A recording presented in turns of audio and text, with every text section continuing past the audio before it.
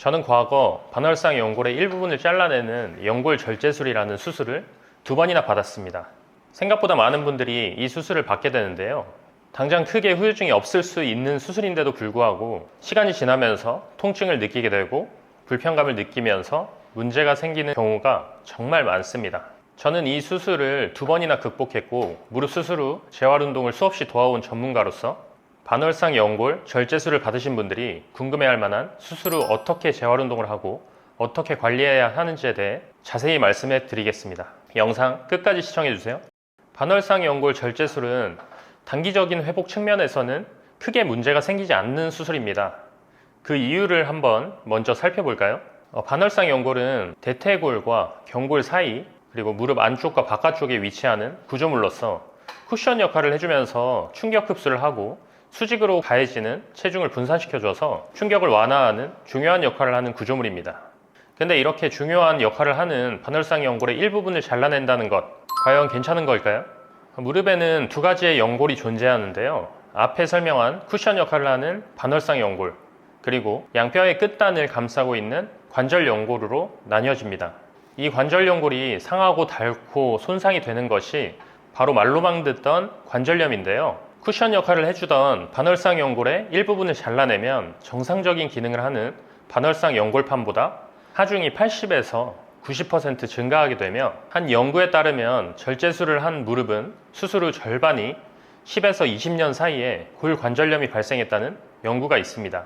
충격을 완화해주던 쿠션이 없기 때문에 위아래에 있는 관절 연골끼리 맞닿으며 충돌을 일으키고 관절염을 일으킬 확률을 높이기 때문입니다. 반월상 연골을 잘라낸다는 것은 아주 중요한 문제입니다. 그럼에도 불구하고 왜 반월상 연골을 잘라내는 수술을 받는 건가요? 그 부분에도 다 이유가 있는데요. 반월상 연골은 주로 눌리고 비틀리는 동작에서 많이 손상이 돼요. 체중을 그대로 받는 관절이기 때문에 잘못된 방향으로 많이 사용하면 자연히 퇴화되기도 합니다. 손상된 일부분이 무릎 관절의 움직임을 방해하고 기계적인 문제로 불편감을 느끼게 만드는 경우에는 이 부분을 잘라내는 수술을 하게 됩니다. 그리고 이 반월상 연골에는 혈액 공급이 상대적으로 원활한 레드 존이라는 곳이 있고 혈액 공급이 되지 않는 화이트 존과 같은 부분들이 있습니다. 혈액 공급이 원활한 부분이 찢어지게 되면 봉합을 해도 회복이 잘 되는데 혈액 공급이 잘 되지 않는 화이트 존 같은 곳이 찢어지게 되면 봉합을 해도 소용이 없습니다. 회복이 안 되는 것이죠. 그래서 그 부분을 봉합을 하거나 이러기보다는 잘라내게 되는 겁니다.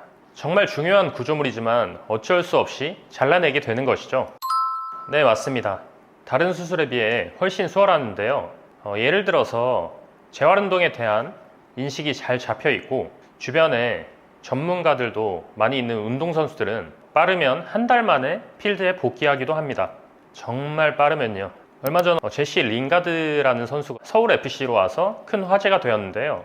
그 제시 링가드 선수 또한 한국에 온 지 얼마 되지 않아서 무릎 통증으로 인해서 수술을 받았는데 처음 무릎 수술 소식이 전해졌을 때부터 복귀까지 약 한 달 정도가 필요하다고 하였고 주치의 선생님의 개인 SNS 계정을 보면 수술 후 12일 후에 조깅도 했다고 합니다. 회복력이 굉장히 빠른 거죠.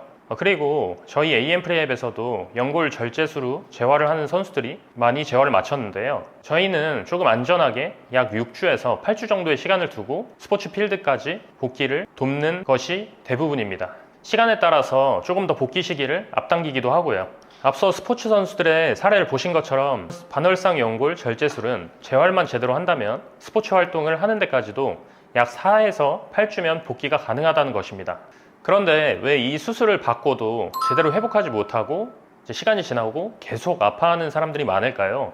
전방 십자인대처럼 인대를 이식해서 그 기간이 필요하다든지 반월상 연골을 봉합해서 잘 아물기를 기다리는 시간이 필요하다든지 연골 재생술과 같은 방법을 통해서 연골이 재생되기를 바라야 되는 수술과는 다르게 반월상 연골 절제술은 절제만 하는 것이기 때문에 회복이 훨씬 수월합니다. 특별히 통증이 생길 여지가 없어요. 쿠션 역할을 해주는 반월상 연골을 잘라냈다고 해서 그 밑에 있는 관절 연골들끼리 마구 부딪히면서 통증이 갑자기 생겨나는 경우도 그렇게 많지 않습니다. 그럼에도 불구하고 시간이 지나고 후유증에 시달리는 경우가 정말 많은데요. 왜 그럴까요? 언제부터 움직여도 되는지, 언제부터 걸을 수 있는지 근력 운동을 어떤 식으로 해나가야 되는지 아무도 알려주지 않기 때문입니다. 재활 운동을 제대로 해야 한다는 것에 대해서요. 그렇기 때문에 수술 후에 문제가 되는 분들을 만나보면 수술을 받은 이후에 자동으로 모든 것이 회복되기를 바라며 가만히 무릎을 방치해두는 경우가 대부분이었습니다. 당연히 있습니다. 이미 수많은 스포츠 선수들을 빠르게 필드로 복귀시킨 스포츠 의학이라는 학문을 통해서 재활운동이라는 영역은 꾸준히 발전해 왔고, 언제 어떤 운동을 해도 되는지 뭘 하면 안 되는지에 대한 회복 기간의 가이드라인이 정말 잘 정리되어 있거든요. 그런 내용을 기반으로 반월상 연골 절제술을 받고 나서 재활운동을 진행할 때 시기별 목표와 주의해야 할 사항, 그리고 할 수 있는 것들에 대해서 한번 말씀드려 보겠습니다. 수술 직후부터 4주까지 정말 중요한 골든타임에 대한 내용만 정돈해 말씀드리겠습니다. 사실상 이때가 가장 중요한 것이며 스포츠 활동으로의 복귀까지 필요한 분들 또한 이 시기까지의 흐름은 비슷하다고 볼 수 있어요. 총 2단계로 나눠진 4주간의 재활 과정을 심플하게 말씀드릴 텐데요. 반월상 연골 절제술 이후에는 조직의 회복에 대한 고려를 할 것이 크게 없기에 다른 수술에 비해 조금 더 공격적으로 재활할 수 있습니다. 수술 후 재활은 직후에 진행하는 것이 가장 좋기 때문에 후유증이 생긴 후에 후회하지 마시고 이 골든타임에 정성을 기울이시길 바랍니다. 1단계는 수술 직후부터 2주까지의 기간을 이야기하는데요.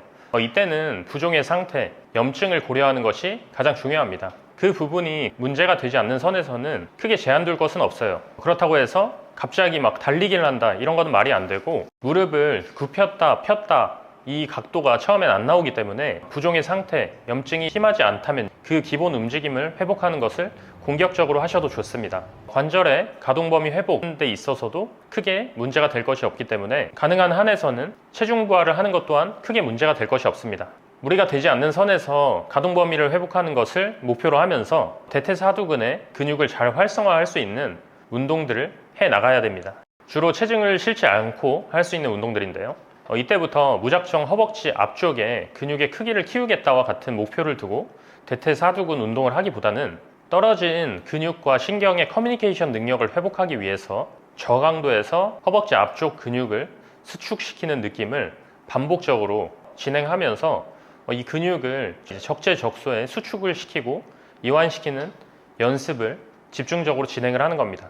처음에는 앉아서 누워서 하는 운동을 주로 해주다가 무릎이 정상적으로 잘 펴지고 대퇴사두근의 근육이 힘이 잘 들어오게 만든 이후에 점진적으로 체중 지지 운동을 진행할 수 있습니다. 1단계에서는 이렇게 가동 범위 회복 공격적으로 가능하고요. 체중 부하 아주 좋아요. 해주시면 됩니다. 허벅지 앞 근육을 조금씩 켜주는 것, 이 3가지를 집중적으로 하시면 되고요. 그리고 이제 그 부분을 잘 소화를 하셨다면 2단계는 2주에서 4주 정도 기간을 얘기하는데요. 2단계부터는 실내 자전거, 스쿼트와 같은 운동들을 해 나갈 수 있는 시점입니다. 그런데 그냥 무작정 막 하면 안 되고 단계적으로 해야 돼요. 무릎의 굽힘 각도가 커짐에 따라서 반월상 연골이 후방으로 이동하며 하중을 받기 때문에 통증이 발생 시 각도를 조절해 나가면서 운동을 진행하도록 합니다. 예를 들어서 바로 스쿼트를 가는 게 아니라 미니 스쿼트, 그리고 하프 스쿼트, 풀 스쿼트와 같은 순서로 차츰차츰 적응해 나가면 좋습니다. 각도를 조절하면서 적응이 나가는 것이 키포인트고요. 이 시기에는 체중 부하를 통해서 할 수 있는 운동들을 하나씩 해나갈 수 있으며 런지, 스플릿 스쿼트, 몬스터 워킹과 같은 운동들도 적응이 가능하며 계단 오르내리기 운동 또한 가능합니다. 레그 컬, 익스텐션과 같은 운동들도 괜찮아요. 사람의 컨디션에 따라 적응할 수 있는 시간은 모두 다르기 때문에 이 가이드라인대로 타이트하게 무조건 맞춰서 하지는 마시고 내 몸이 따라주지 않는다면 충분한 적응 기간을 가지면서 운동을 해 나가는 것을 권장합니다. 이렇게 1단계, 2단계는 정말 가장 기초적인 재활입니다. 가동 범위를 회복하고 체중 부하를 하고 기초 근력을 회복하는 것, 이 3가지에 대한 이제 기초적인 부분을 다지는 것인데요. 수술 직후에 회복이 수월한 초기 재활 기간을 놓치고 그 후에 문제가 생기게 되었을 때 난항을 겪는 경우가 많습니다. 그렇기 때문에 이 수술 이후 초기의 재활 운동을 조금 더 몰입해서 하시길 권장합니다. 스포츠로의 복귀는 4주까지 이런 안정감 있는 초기 재활을 마치고 그 이후 근력의 강화, 민첩성, 파워, 스포츠 특화 훈련들을 조금 더 전문적으로 거친 이후에 추천드리고 있어요. 저는 양쪽 다 반월상 연골 절제술을 받았고 특히 오른쪽은 2006년에 절제술을 받아서 현재 18년 정도가 지난 상태입니다. 저는 스포츠 활동을 하다가 다쳤고 바깥쪽 반월상 연골을 손상을 입다 보니 약간 회전하는 동작에 취약합니다. 하지만 회전 동작만 하지 않는다면 달리기, 웨이트 트레이닝과 같은 운동들은 문제없이 해나가고 있으며 일상생활에도 전혀 불편함 없이 잘 살아가고 있습니다. 제 채널에 가장 첫 번째로 업로드된 영상을 살펴보시면 작년에 MRI를 촬영해 확인했던 절제술 후 18년이 지난 제 무릎의 상태를 확인해 볼 수 있습니다. 절제술이 다른 수술에 비해서 데미지가 큰 수술이 아니라고 하더라도 수술이에요. 마취를 하고 살을 째고 들어가서 연골을 절제하고 나오는 수술이란 말이죠. 근데 수술의 크기, 수술의 정도에 상관없이 수술을 받는다는 것은 어찌되었든 큰 이슈입니다. 수술을 하고 났을 때는 어떨까요? 무릎이 잔뜩 겁먹어 있지 않을까요? 수술 직후에 무릎은 상당한 트라우마에 시달리게 되고 이것을 그냥 방치해둘 것이 아니라 극복을 위한 단계적인 과정들이 필요한 것이죠. 그런 부분을 해결하지 않고 그냥 무작정 어느 날 운동을 시작하게 되면 무릎은 공포에 벌벌 떨다가 우리가 아무것도 못하도록 통증이라는 신호를 보내면서 장기적인 파업을 해버릴지도 모릅니다. 그런 문제에 직면하지 않기 위해서 재활운동은 필수입니다. 오늘 저의 영상이 무릎 수술을 받은 분들에게 많은 도움이 되었으면 좋겠습니다. 다음 영상에서 뵙겠습니다.